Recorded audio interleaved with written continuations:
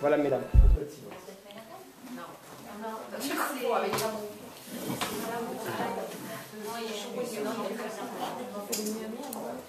On parle souvent de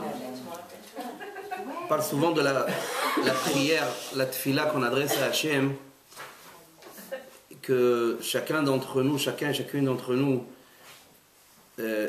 parle avec Dieu, s'adresse à Hachem pour différents soucis, différentes demandes à exaucer, à obtenir.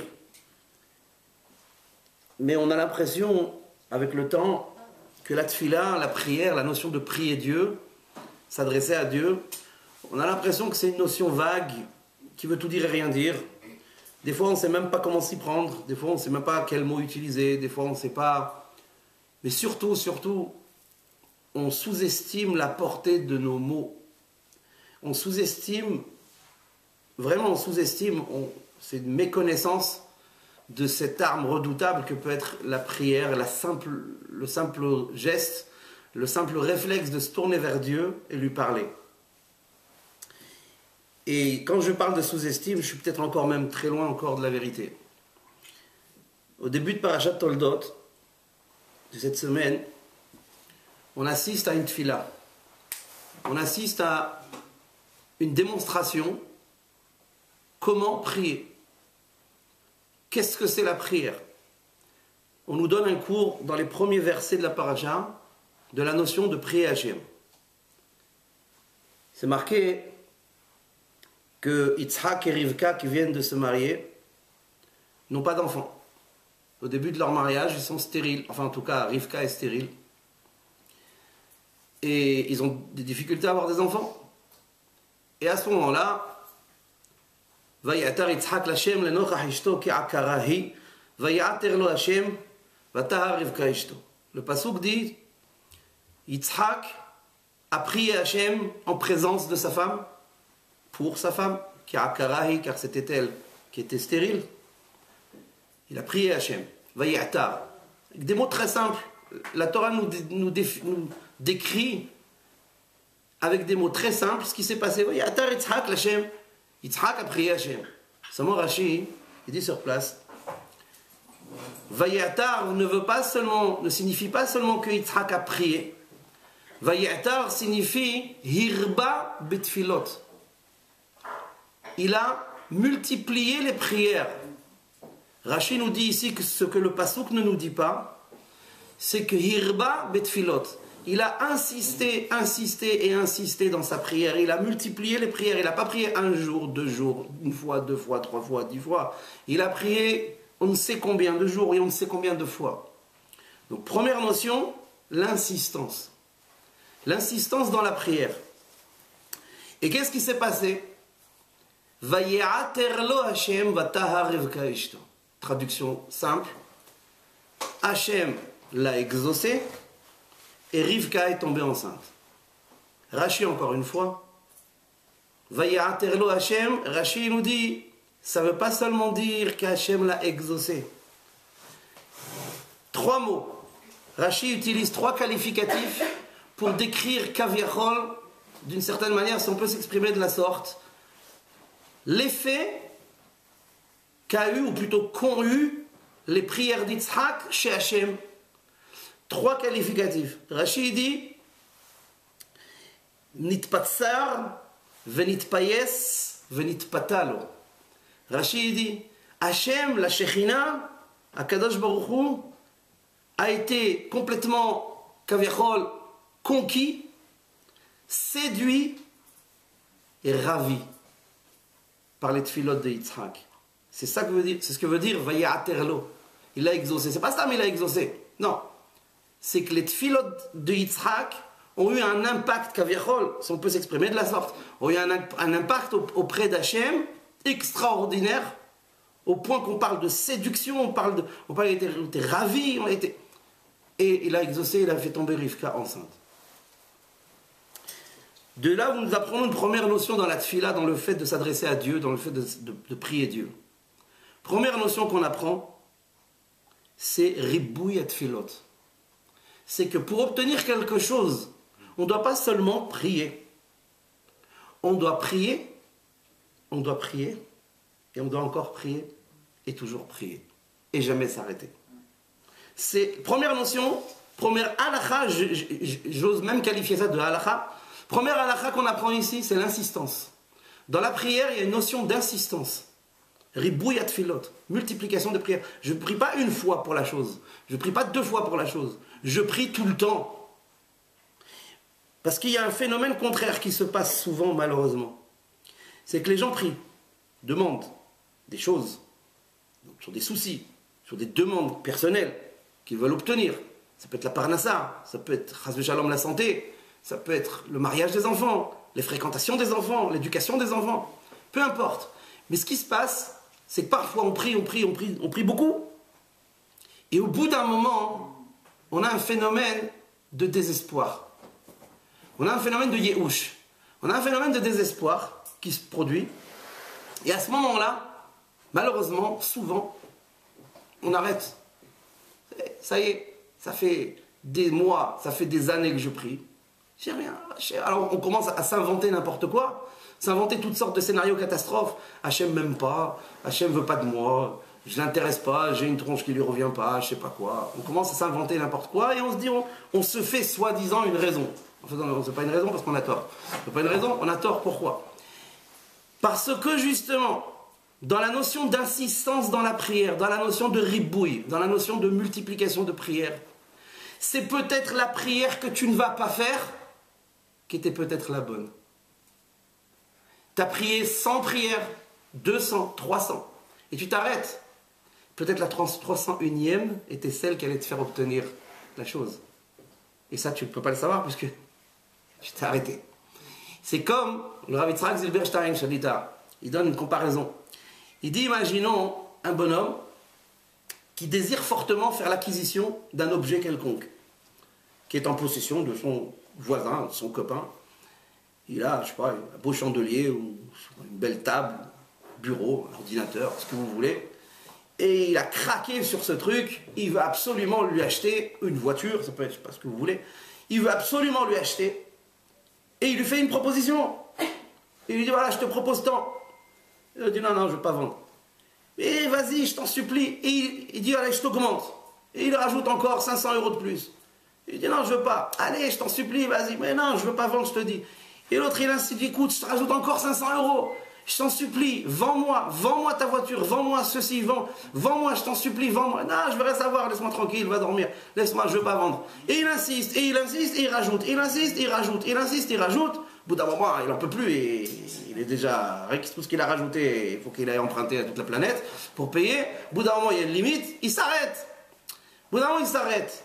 Mais maintenant qu'il s'est arrêté dans ses propositions de transaction, maintenant qu'il s'est arrêté, est-ce qu'il peut, et puisqu'il peut avoir des réclamations sur le propriétaire de cette voiture qui a refusé de lui vendre, est-ce qu'il peut aller le voir et lui dire, comment, je ne comprends pas, comment tu as osé me refuser de me vendre ta voiture alors que j'ai augmenté chaque fois le prix, j'ai augmenté le prix, comment tu as osé? Est-ce qu'il peut lui dire une chose pareille? Pas du tout.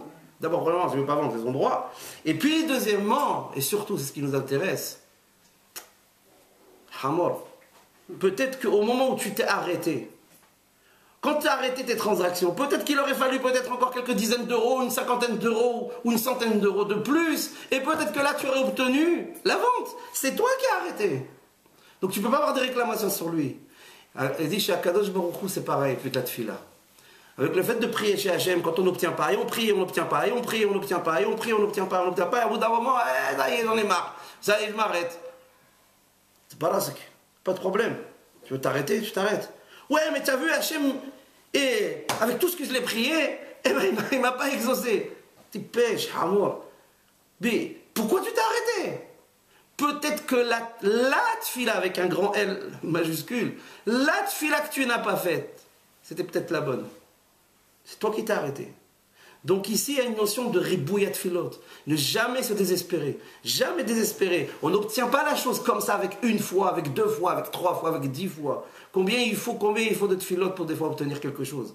Combien? Et on verra dans la suite que des fois on n'obtient pas tout. Donc première notion qu'il faut retenir quand on a décidé de s'adresser au patron, quand on a décidé de s'adresser au patron, il faut se dire, ben, je m'adresse à lui et je ne lâche pas l'affaire. L'insistance. Matin, midi, soir, la semaine, dimanche, le soir, pas Shabbat. Shabbat, il ne faut pas adresser les demandes personnelles à Hachem, de peur qu'on pleure. Dans la fin du Shulchan Aruch. On n'a pas le droit de demander les demandes personnelles à Hachem pendant Shabbat, pendant Yom Tov. Mais tous les autres jours, nuit et jour, demande. Yallah, vas-y, prends ton livre de Tehillim. Allez, prie Hachem. Demande. Demande sans aucune limite. Car le jour où tu t'arrêteras, c'était peut-être le jour où tu allais être exaucé. Il y a un exemple très connu, c'est celui de Moshe Rabbeinu. Moshe Rabbeinu, comme tout le monde le sait, n'est pas rentré en Eretz Israël.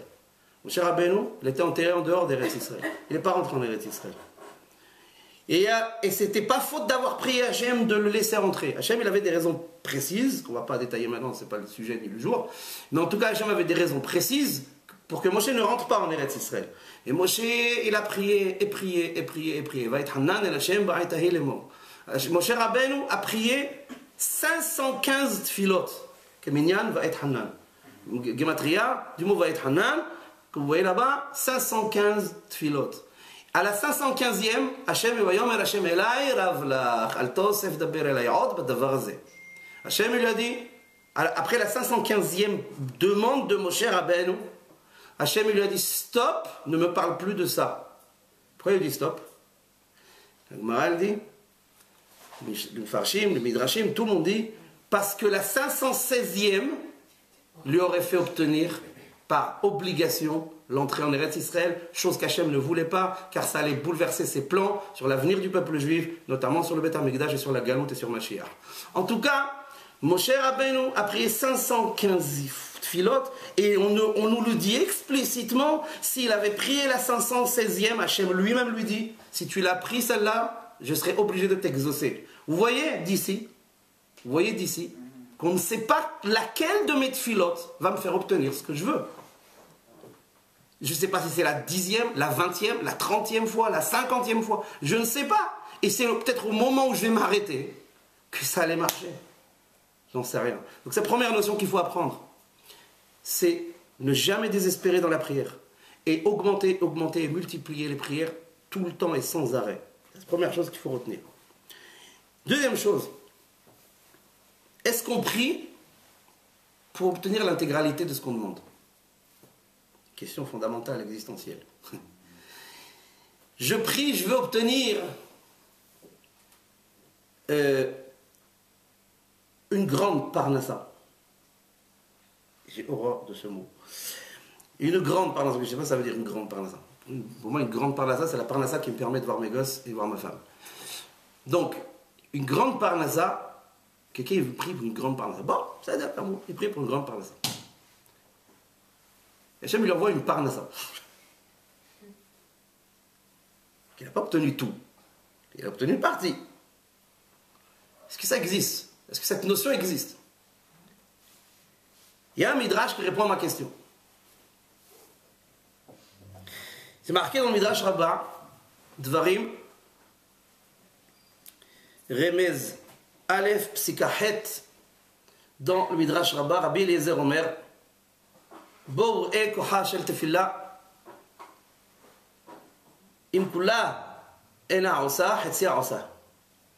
Le Midrash il dit, Rabbi Eliezer il dit dans le Midrash, viens voir, viens, je vais te démontrer la force de la prière. Et il dit, ce qu'il nous donne comme exemple, deux exemples. Premier exemple, Caïn, le premier assassin de l'histoire de l'humanité. Le premier, pas serial killer, mais killer quand même. Le premier assassin, premier meurtrier de l'histoire du monde, Caïn, il a tué qui? Son frère, Hevel. Quand il a tué Hevel, on connaît tous l'histoire, il y en a qui ont vu le film. Ouais, quand il a tué Hevel, qu'est-ce qui s'est passé? Hachem lui a demandé des comptes, bien entendu, sur le meurtre, premier meurtre de l'humanité. Hachem lui a demandé des comptes. Il a demandé des comptes. Il a jugé et il a condamné. Il a dit, Hachem, il a condamné Caïn à quoi? À deux choses. Et quand on traduit ces deux choses, on apprend que c'est une seule chose. Vous allez voir que c'est deux choses. Na'vanad, à l'errance et à l'exil. Il l'a condamné à l'errance et à l'exil. Na, tu seras toujours mobile. Na, la traduction, c'est mobile. Tu vas toujours bouger d'un point à l'autre. L'errance. Et Nad, c'est la galout. Comme ça, il a traduit le Targum Kelos, même Yotan Benazé, il a traduit comme ça. C'est Galuta, Geli. C'est l'exil. Il a condamné à l'errance et à l'exil. On va me dire, mais l'errance, c'est l'exil. Non. Parce qu'on peut très bien être en exil et avoir un endroit fixe. Et vous allez voir dans quelques instants que c'est possible. En tout cas, meurtre de Caïn sur son frère Hevel, condamnation divine, errance et exil. Bon.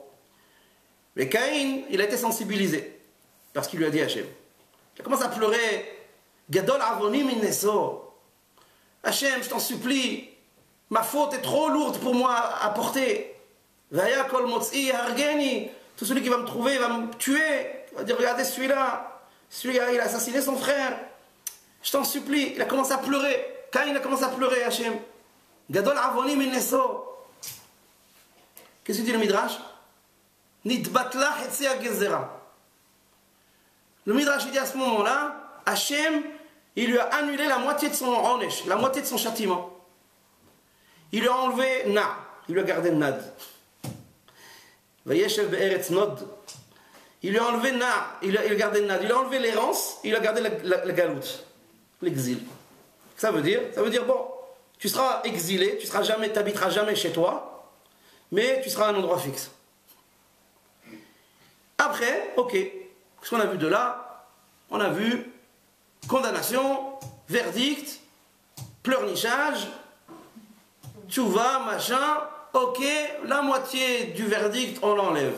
Bon, et le Midrash ne s'arrête pas là. Il dit, vous savez, il y a un deuxième exemple, similaire, dans l'histoire. Hizkiyahu Melech Yehuda. Hizkiyahu, le roi d'Israël, le roi de Yehuda, qui était un très grand tzaddik, très grand tzaddik, il a failli, la Gemara, elle dit, il a failli être Mashiach. Dommage. Bon, Hizkiyahu Melech Yehuda, il était, à un moment donné, condamné à mort par Hachem. Alors vous allez me dire, c'est un tzaddik, que Hachem il a condamné à mort. Oui. Hachem il a envoyé son avis, son prophète, Ishayahu,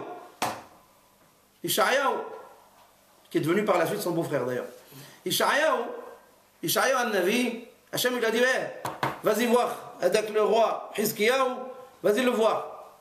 Et qu'est-ce que je lui dis?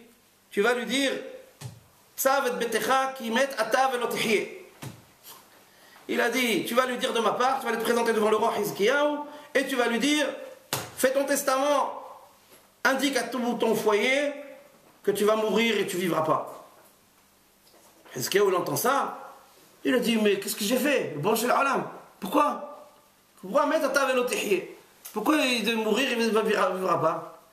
Il a dit, la Gemara, elle dit dans la Sechet Brachot, elle raconte, elle dit parce que Hizkiyahu, jusqu'à cet instant précis, il n'était pas marié.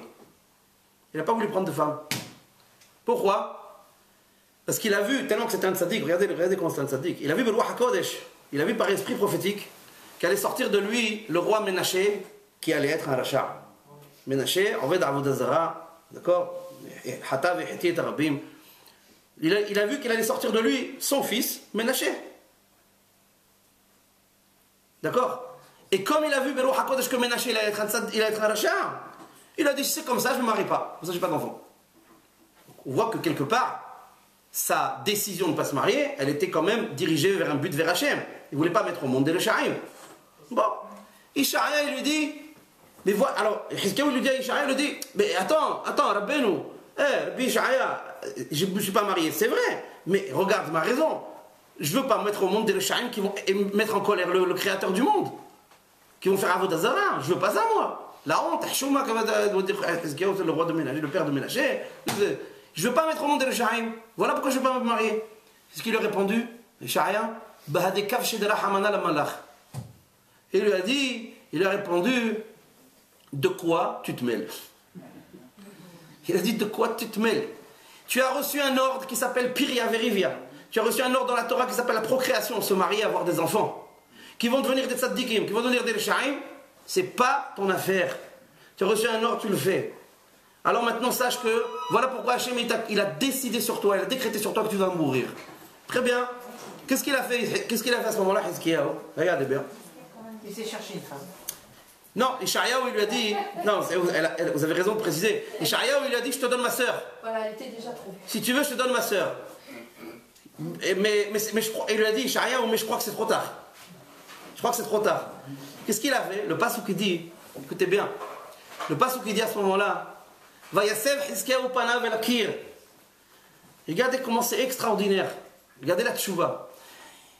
Hizkiyahu a tourné sa figure, a tourné son visage vers le mur et il a imploré Hachem. Il a pleuré. Il a pleuré vers Hachem. Hachem, s'il te plaît, pardonne-moi la faute, pardonne ce que j'ai fait, etc. Et Ishaïahu, il était déjà reparti, il avait déjà tourné les talons, il était en train de quitter le palais royal.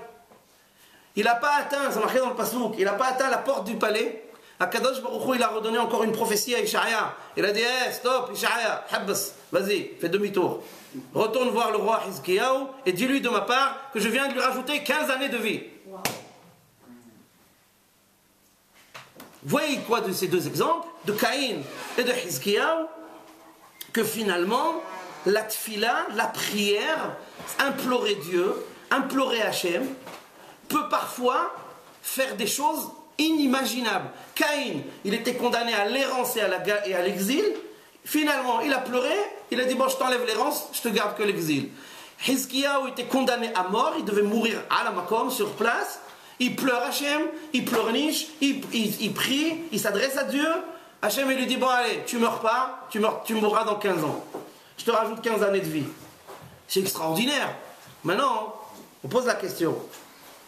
Le Rav Dov Baruch Povarsky, il pose la question, et il dit, ça manque des exemples dans toute la Torah sur la force de la prière.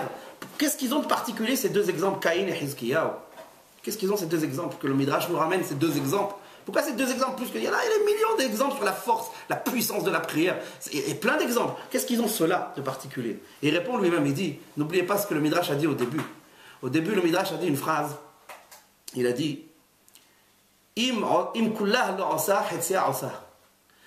Le Midrash a dit une phrase au début, il a dit, la prière, parfois, si elle ne te fait pas obtenir l'intégralité de ta demande, parfois elle te fait obtenir la moitié de ta demande. Estime-toi heureux.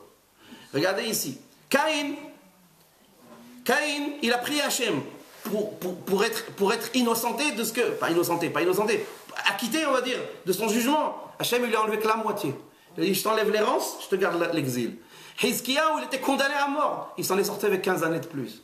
Pas 20 années, pas 70 ans, pas une nouvelle vie de quelques centaines d'années. Non, 15 ans. Ça veut dire que parfois, Hachem, grâce à la prière de quelqu'un, même si Hachem, Hasve Shalom, a décrété sur l'individu des choses horribles, que c'est fini, c'est terminé, il faut qu'il soit puni définitivement sur toutes les avérotes qu'il a fait, il a dépassé toutes les limites, il a dépassé les avérotes, tout le Shabbat, le Shabbat, il nevelote toutes les fautes, il bouffe le halouf, il fait ça, il ne chômait rien du tout, ni tarat mishpaha, ni rien, ça suffit, Hachem il était patient, au bout d'un moment, il dit ça y est, celui-là, c'est fini, il faut que je finisse avec celui-là. Hachem des fois il décide, et seulement qu'est-ce qui se passe?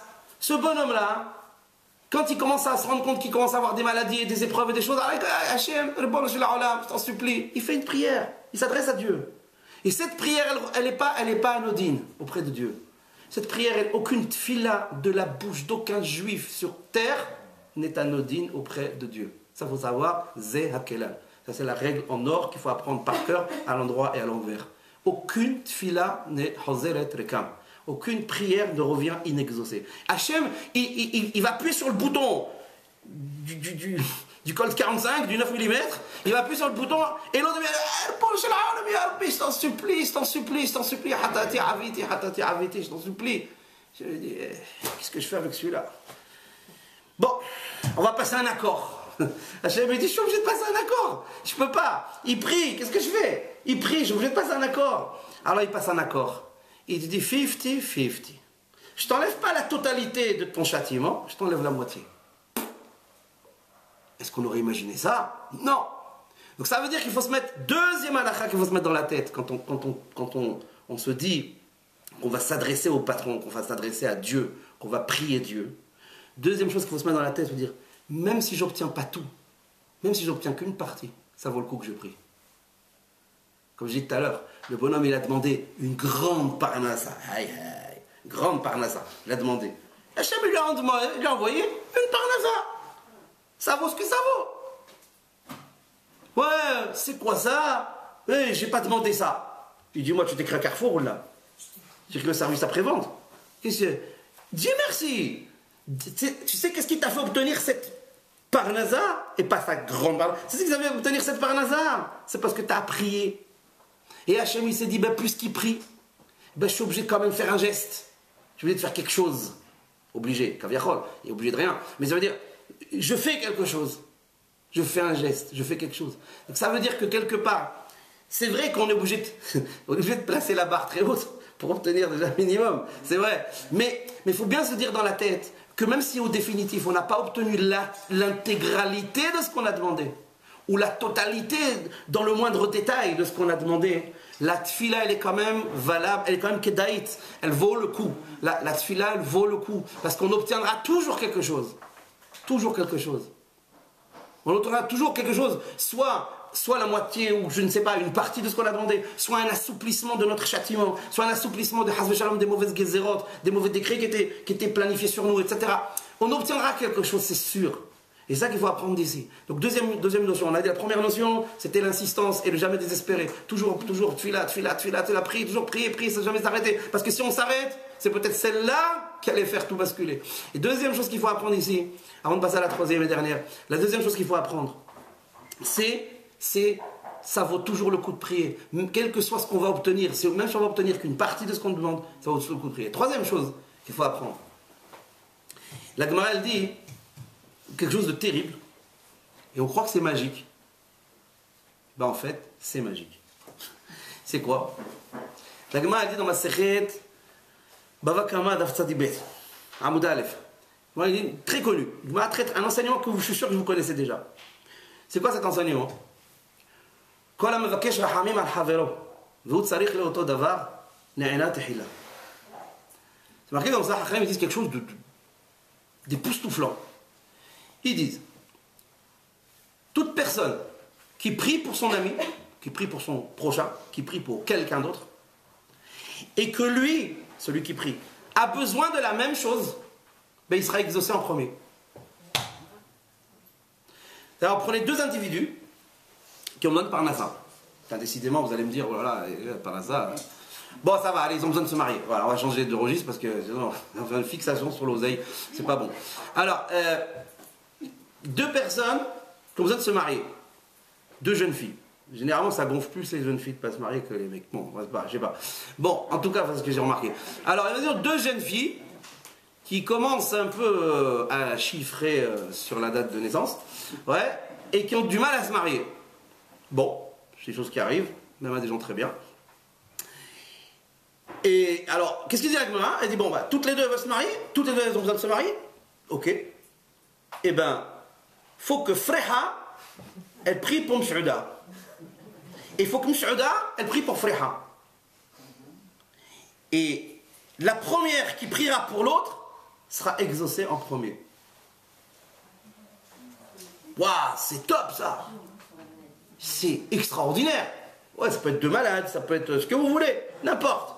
Ce que vous voulez. Celui qui prie pour l'autre et qui a le même besoin est exaucé en premier. C'est fabuleux. Est-ce vrai? On a du mal à le croire. C'est tellement beau, c'est tellement magique qu'on a du mal à croire que c'est vrai. Ben c'est vrai. Comment c'est vrai? Comment c'est vrai? Démonstration métaphysique. Comment? C'est pas de moi. Démonstration métaphysique. Le Rav Yitzhak Zilberstein, Shalita, encore lui, il dit, ben c'est simple. Prenez un jardin, un potager, avec des légumes. C'est ça, un potager, c'est des légumes. Bon, potager, potager. Bon, alors, potager, qui est là, un potager? Moi, quand j'étais petit, le potager, c'était l'évier, là. C'était le truc. Ouais, j'ai jamais compris le rapport, mais bon, bref. Alors, après, j'ai appris que c'était le jardin. Bon. Alors, voilà, les carottes, tout ce que vous voulez. Alors, imaginez quelqu'un, il a un jardin potager. Ouais, il a un potager. Maintenant, ce potager, il faut l'arroser. Il faut lui envoyer de l'eau pour que ça pousse. C'est normal. Bon, généralement, ça marche comme ça. Qu'est-ce qu'on fait pour arroser un jardin? le plus teubé de la terre, qu'est-ce qu'il va vous répondre? Bah, on prend un tuyau d'arrosage et on envoie la flotte.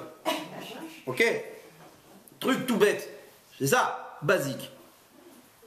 Il dit le Rav Yitzhak Zilberstein, l'eau que le tuyau d'arrosage envoie, il l'envoie à qui?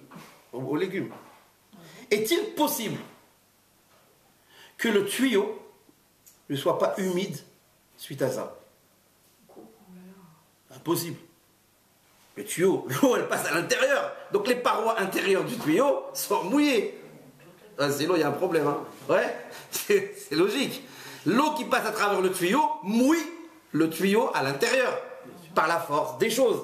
Rassurez-moi que vous avez compris. Bon. Alors, donc par la force des choses, l'eau à l'intérieur du tuyau mouille les parois intérieures du tuyau. C'est tout bête. C'est obligé et c'est inévitable. C'est impossible qu'il en soit autrement. Sinon, il y a un ovni quelque part là. Ouais, c'est obligé que c'est comme ça. Alors, il dit Rav Yitzhak Zilberstein, quand je prie pour mon copain, et j'ai besoin de la même chose que lui, même si le but de ma prière c'est de me faire obtenir à moi la chose, alors Hachem va m'utiliser comme un tuyau pour m'envoyer le shefa, pour m'envoyer cette abondance dont on a tous les deux besoin.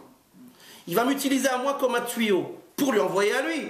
Mais il est inévitable que je ne sois pas marqué de cette abondance demandée par nous deux lorsque je vais prier. C'est ça la magie de Kolamit Palel Havero. C'est ça la magie de quand je prie pour l'autre et que j'ai besoin de la même chose que lui, je suis exaucé en premier. Comment c'est magique? Voilà comment c'est magique. Parce que Hachem m'utilise comme un tuyau.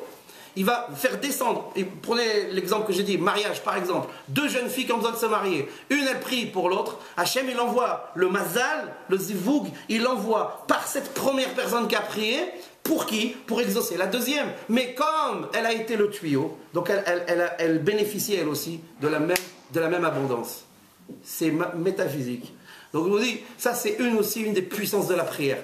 Une des puissances de la prière, ça s'explique comme ça. Maintenant, d'ailleurs, on raconte, ça va, ça reste 4 minutes, on raconte que, c'est pas moi qui ai raconté cette histoire, c'est le Rav Baruch Mordechai Ezrahi, qui a raconté cette histoire, c'est une histoire qui s'est passée il y a quelques années, je sais pas, peut-être quelques dizaines d'années, peut-être 15 ans en arrière, même pas, en Eretz Israël, l'histoire véridique. Il y a un type qui est venu chez un grand hacham, il n'a pas dit le nom. Quand il a raconté cette histoire, il n'a pas dit le nom, un grand connu en Eretz Israël, grand gadol de la génération. Il y a un type qui est venu un soir taper à sa porte et pour lui raconter un petit peu ses petits malheurs. Il rentre, il lui dit qu'est-ce qui se passe, il s'assoit. C'est un jeune avraire, un jeune étudiant en Torah qui était marié depuis pas mal d'années et qui commence à pleurer, il éclate en sanglots. Il lui dit voilà, Rabbeinu, voilà, on est mariés depuis plusieurs années, on n'arrive pas à avoir des enfants, on ne sait plus quoi faire, on a tout essayé, on n'arrive pas. Et il pleure, il dit dis-moi ce qu'il faut faire, je le fais, dis-moi. Et le Rav, il écoute comme ça, puis tout d'un coup, il se lève, il lui prend les mains, il lui dit écoute, j'ai une idée de malade. Il lui dit je prends, donne-moi ton idée. Il lui dit tu sais, le Rav, il lui dit, tu sais, mon fils, il a le même problème que toi, il habite dans cette ville. Voilà son adresse. Il donne l'adresse de son fils, l'étage et tout, l'immeuble, il donne l'adresse, il lui dit va le voir et passe un accord avec lui. Un accord par écrit. Et tu quittes pas sa maison si tu n'obtiens pas un document de sa part signé dans lequel vous allez tous les deux vous engager à prier l'un sur l'autre. Parce que vous avez le même problème. Vous allez vous engager tous les deux par écrit, ne sors pas de là-bas, ne le lâche pas, jusqu'à qu'il te signe un papier, que lui prie pour toi et toi tu pries pour lui. Le Rav Baruch Ezrahi, il raconte qu'il est allé à la Makom, sur place, le bonhomme, le jeune, il est allé sur place, il a claqué la porte, il n'est pas allé direct chez le fils du Rav. Allô, salut, qu'est-ce qu'il y a? Cherche pas à comprendre, je viens de la part de ton père. Voilà ce qui se passe. Toi et moi, on a le même problème. Quel problème? Je te connais, toi. Quel est le problème? Il a dit, voilà, toi, ça fait 10 ans que tu es marié, tu n'as pas d'enfant. Moi, ça fait 10 ans que je suis marié, je n'ai pas d'enfant. Alors, qu'est-ce qu'il y a? Alors assieds-toi, on va signer un contrat. Quel contrat? Il dit, voilà, c'est marqué dans la Gemara, ton père, il a dit, il faut qu'on signe tous les deux. Toi, tu vas prier exclusivement pour moi. Moi, je vais prier exclusivement pour toi. Il était tellement impressionné par ça. Il a dit d'accord, Hazakou Baruch, il a pris un papier, ils sont engagés tous les deux, on signe, on signe. Le Rav Ezra, il raconte 9 mois plus tard, les deux femmes ont accouché. 9 mois plus tard, les deux femmes ont accouché. Ça c'est la force simple de la tfila. Il y a des choses que, ça veut dire, ce qui est un peu des fois agaçant, c'est que les gens, ils font des fois des milliers de kilomètres et des sacrifices extraordinaires, incroyables, en dépenses d'argent, en allant voir des rabbanim, des admourim, c'est vrai qu'il faut aller pèleriner, c'est vrai qu'il faut aller voir les tzaddikim, c'est vrai qu'il faut soigner, c'est vrai tout ça. Mais c'est dommage qu'avant tout, on n'utilise pas des etzot, des conseils simples, noir sur blanc dans la Gemara. C'est marqué noir sur blanc, Hachamim, Hazal, nos maîtres, alayhem shalom du Talmud, ils nous ont légué un héritage de conseils et d'astuces. Que c'est dommage qu'on ne les met pas en pratique, ils sont tout simples. La tfila, ta tfila personnelle. Alors là, vous allez me dire, et je sais que vous allez me dire ça, parce que je vous connais, vous allez me dire, mais parfois on n'a pas confiance en sa propre prière. Hein? Je la connais celle-là. Alors, parfois on ne se sent pas. Des fois on se dit, non, Sandra elle se sent, Baruch Hashem. Non, je sais, Baruch Hashem, heureusement que tu te sens pas concerné. Bon, mais parfois il y en a, non mais c'est vrai, ça peut se comprendre, c'est humain. Des fois il y en a qui peuvent vous dire par exemple, ouais mais ma prière qu'est-ce qu'elle vaut? Moi je suis pas. Je suis pas un tzaddik, ou je suis pas le fils d'un tzaddik, ou je suis pas ceci, je suis pas cela. Bon, des arguments qu'on entend. Et là, il faut savoir, mes amis, je termine avec ça, que c'est un problème d'halakha qui a été soulevé dans les poskim. Au Siman Nun Gimel, au Shulchan Aruch, il y a un Taz, Torah Zahav, un des grands décisionnaires il y a 400 ans en arrière, commentateur direct du Shulchan Aruch. Il ramène un Maharshal, sur une Gemara dans Yebamot, qui est ramenée aussi dans Rashi, sur ce début de Parashat Toldot. Il dit comme ça, il dit que si, un cas d'halakha, dans une synagogue, si on a deux personnes qui désirent diriger l'office, deux personnes qui veulent faire minha ou qui veulent faire arvit, par exemple, yortzai de leur mère, de leur père, ou l'azkara, de je sais pas quoi, bon, l'azgir, on ne sait rien. En tout cas, on a deux bonhommes qui demandent, tous les deux, je peux faire celui-là, non, moi aussi je voudrais faire. Tous les deux, ils demandent. Et ils ont chacun une raison, bien sûr. Ils ont chacun une bonne raison. Et ils vous demandent, s'il te plaît, est-ce que je peux faire arvit? Non, moi aussi, il faut que je fasse. Et maintenant, il faut qu'on tranche, il faut qu'on choisisse. Et on ne va pas le faire les deux, on va faire. Ouais. C'est vrai qu'il y a deux juifs et trois opinions, mais là, on ne peut pas y avoir une synagogue et deux hazanim. Alors, ici, comment on va faire? Comment on fait? Il faut qu'on en choisisse un des deux. Ils sont fous, ces juifs. Ouais, des fois, on se demande. Il faut qu'on choisisse un des deux maintenant. Il dit comme ça, le Maharshal, il dit, exactement ce qu'il dit Rashi au début de Parashat Toldot, il faut choisir entre les deux celui qui a le plus de parents, Yerei Shamayim, Meyuhas.